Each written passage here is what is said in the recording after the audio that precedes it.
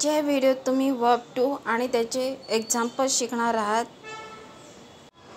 तुम्हाला माहीतच आहे की क्रियापदाचे दुसरे रूप सिंपल पास्ट टेन्सचे सेंटेन्स बनवण्यासाठी वापरला जातो। जर तुमच्याकडे शब्दांचे भंडार जास्त असतील तर तुम्हाला इंग्लिशमध्ये सेंटेन्स बनवणे अधिक सोपे जाईल। तुम्ही अगोदरच्या 2 व्हिडिओमध्ये वर्ब टू शिकल्या आहात, तर ते क्रियापद वापरून आणि वेगवेगळे कर्ते वापरून सिंपल पास्ट टेन्सची सेंटेन्स बनवण्याचा प्रॅक्टिस करा। आजच्या व्हिडिओसुद्धा तुम्ही क्रियापदाचे दुसरे रूप आणि त्यांचे एक्झाम्पल्स बघणार आहात, तर त्याचीही प्रॅक्टिस करा। तर चला मग व्हिडिओला स्टार्ट करूया। फौज या क्रियापदाचे दुसरे रूप फौज म्हणजे बनावट केली। येथे मराठीत एक्झाम्पल आहे, त्याने दस्तावेज बनवले किंवा बनावट केले। त्याचं इंग्लिशमध्ये translation he forge the documents. He forge the documents. Documents म्हणजे दस्तावेज। राईज या क्रियापदाचे दुसरे रूप रोज। रोज म्हणजे उगवला किंवा उचलला। येथे मराठीत एक्झाम्पल आहे, सूर्य पूर्वेकडे उगवला। त्याचं इंग्लिशमध्ये translation the sun rose in the east. The sun rose in the east. Lay या क्रियापदाचे दुसरे रूप लेट। लेटचा अर्थ अंथरले किंवा ठेवले। येथे एक्झाम्पल दिला आहे, आईने टेबलावर ताटं ठेवली। त्याचं इंग्लिशमध्ये translation Maugham let the plates on the table. Maugham let the plates on the table. Hide या क्रियापदाचे दुसरे रूप हिड। हिड म्हणजे लपवले। येथे मराठीत एक्झाम्पल दिलं आहे, त्याने आपली वही लपवली। त्याचं इंग्लिशमध्ये ट्रान्सलेशन ही हिड हिज नोटबुक। ही हिड हिज नोटबुक। बाइंड या क्रियापदाचे दुसरे रूप बाउंड। बाउंड म्हणजे बांधले। येथे मराठीत एक्झाम्पल दिलं आहे, त्याने दोरीने सामान बांधला किंवा बांधली। त्याचं मराठीत translation he bound the luggage with rope. He bound the luggage with rope.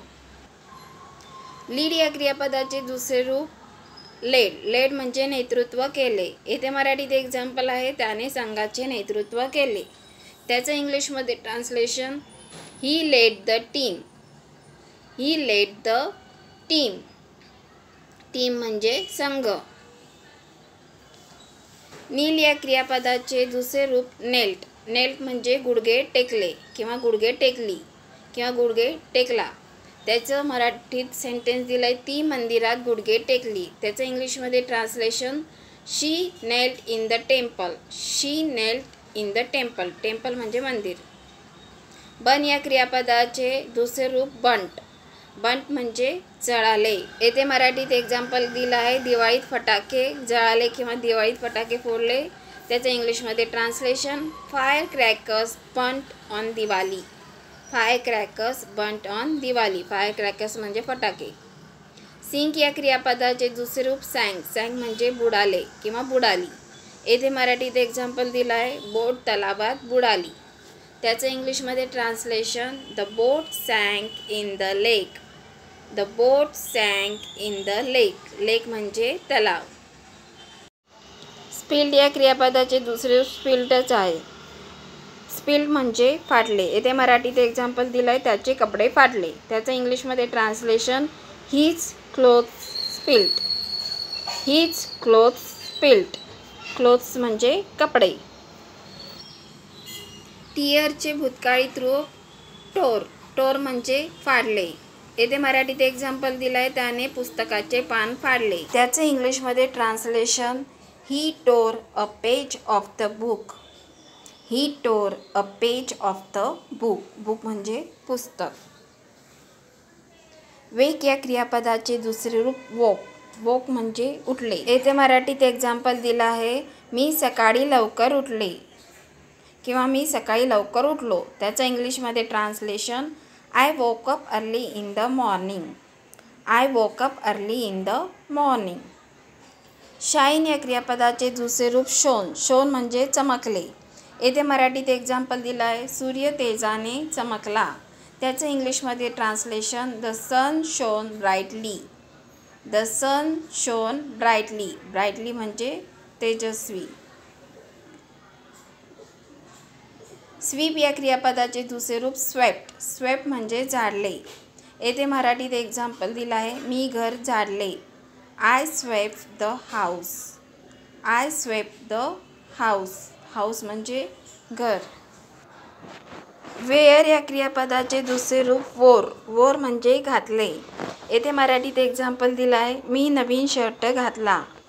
I वोर अ न्यू शर्ट. आय वोर अ न्यू शर्ट. किंवा मी नवीन ड्रेस घातला. आय वोर अ न्यू ड्रेस. डिग या क्रियापदाचे भूतकाळित रूप म्हणजेच क्रियापदाचे दुसरे रूप डग. डग म्हणजे खणले. येथे मराठीत एक्झाम्पल आहे. त्यांनी बागेत खड्डा खणला. त्याचं इंग्लिशमध्ये translation they dug a hole in the garden. They dug a hole in the garden. Steal या क्रियापदाचे दुसरे रूप स्टोल. स्टोल म्हणजे चोरले. येथे मराठीत एक्झाम्पल आहे. चोराने पैसे चोरले. त्याचं इंग्लिशमध्ये translation the thief stole the money. The thief stole the money. Thief म्हणजे चोर, मनी म्हणजे पैसे. राईड या क्रियापदाचे भूतकाळित रूप म्हणजे दुसरे रूप रोड. रोड म्हणजे चालवले, म्हणजे सायकल चालवली किंवा घोड्यावर सवारी केली. त्याचं मराठीत एक्झाम्पल आहे. मी सायकल चालवली. त्याचं इंग्लिशमध्ये translation I rode a bicycle. I rode a bicycle. Shave या क्रियापदाचे दुसरे रूप शेवट. शेवट म्हणजे दाढी केली. येथे मराठीत एक्झाम्पल दिलं आहे. वडिलांनी दाढी केली. फादर शेव. फादर शेव. फादर म्हणजे वडील. बेंड या क्रियापदाचे दुसरे रूप बेंट. बेंट म्हणजे वाकवले. येथे मराठीत एक्झाम्पल दिलं आहे. त्याने लोखंड वाकवले. त्याचं इंग्लिशमध्ये translation he bend the iron rod. He bend the iron rod. Iron म्हणजे लोखंड. वीप या क्रियापदाचे दुसरे रूप वेप्ट. वेप्ट म्हणजे रडले. येथे मराठीत एक्झाम्पल दिलं आहे. ती खूप रडली. त्याचं इंग्लिशमध्ये translation she wept a lot. She wept a lot. Lot म्हणजे खूप. रिंग या क्रियापदाचे दुसरे रूप रँग. रँग म्हणजे वाजवले. येथे मराठीत एक्झाम्पल आहे. मी बेल वाजवली. त्याचं इंग्लिशमध्ये translation I rang the bell. I rang the bell. Creep या क्रियापदाचे दुसरे रूप क्रेप्ट. क्रेप म्हणजे हळूच चालले. येथे मराठीत एक्झाम्पल दिलं आहे. मांजर हळूच घरात शिरली. त्याचं इंग्लिशमध्ये translation the cat crept into the house. The cat crept into the house. Knock या क्रियापदाचे दुसरे रूप नॉक्ड. नॉक्ड म्हणजे ठोठावले. येथे मराठीत एक्झाम्पल दिलं आहे. त्याने दार ठोठावले. त्याचं इंग्लिशमध्ये translation he knock on the door. He knock on the door. Door म्हणजे दरवाजा. लीप या क्रियापदाचे दुसरे रूप लेफ्ट. लेफ्ट म्हणजे उडी मारली. येथे मराठीत एक्झाम्पल दिलं आहे. वाघाने उडी मारली. त्याचं इंग्लिशमध्ये translation the tiger left. The tiger left. Tiger म्हणजे वाघ. लाय या क्रियापदाचे दुसरे रूप लाईट. लाईट म्हणजे खोटं बोलले, बोलली. येथे मराठीत एक्झाम्पल दिलं आहे. तो खोटं बोलला किंवा त्याने खोटं बोलला. ही लाईट. ही लाईट. सो या क्रियापदाचे दुसरे रूप सोड. सोड म्हणजे पेरले. येथे मराठीत एक्झाम्पल दिलं आहे. शेतकऱ्याने बियाणे पेरले किंवा पेरलं. त्याचं इंग्लिशमध्ये ट्रान्सलेशन द फार्मर सोड द सीड्स. द फार्मर सोड द सीड्स. सीड्स म्हणजे बिया. स्पीक या क्रियापदाचे दुसरे रूप स्पोक. स्पोक म्हणजे बोलला, बोलली, बोलले. येथे मराठीत एक्झाम्पल दिलं आहे. मी तुझ्याशी काल बोललो. त्याचं इंग्लिशमध्ये translation I spoke to you yesterday. I spoke to you yesterday. Yesterday म्हणजे काल. लीन या क्रियापदाचे दुसरे रूप लिंट. लीन म्हणजे झुकले. येथे मराठीत एक्झाम्पल दिलं आहे, तो भिंतीकडे झुकला. त्याचं इंग्लिशमध्ये ट्रान्सलेशन आहे, he lean against the wall. He lean against the wall. Wall म्हणजे भिंत.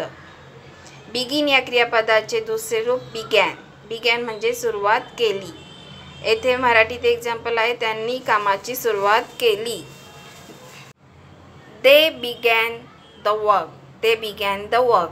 त्यांनी कामाची सुरुवात आजपासून केली, तर they began the work since today. आजच्या व्हिडिओत इतकंच. व्हिडिओ कसा वाटला मला कमेंट्स करून सांगा. व्हिडिओ आवडला तर लाईक करा, तुमच्या फ्रेंड, फॅमिली, रिलेटिव्समध्ये शेअर करा आणि माझ्या चॅनलला सबस्क्राईब करायला विसरू नका. आणि खाली दिलेल्या बेल आयकॉनवर क्लिक करा, म्हणजे मी व्हिडिओ टाकताच माझ्या व्हिडिओचे नोटिफिकेशन तुम्हाला मिळेल. तर चला मग भेटूया नेक्स्ट व्हिडिओत.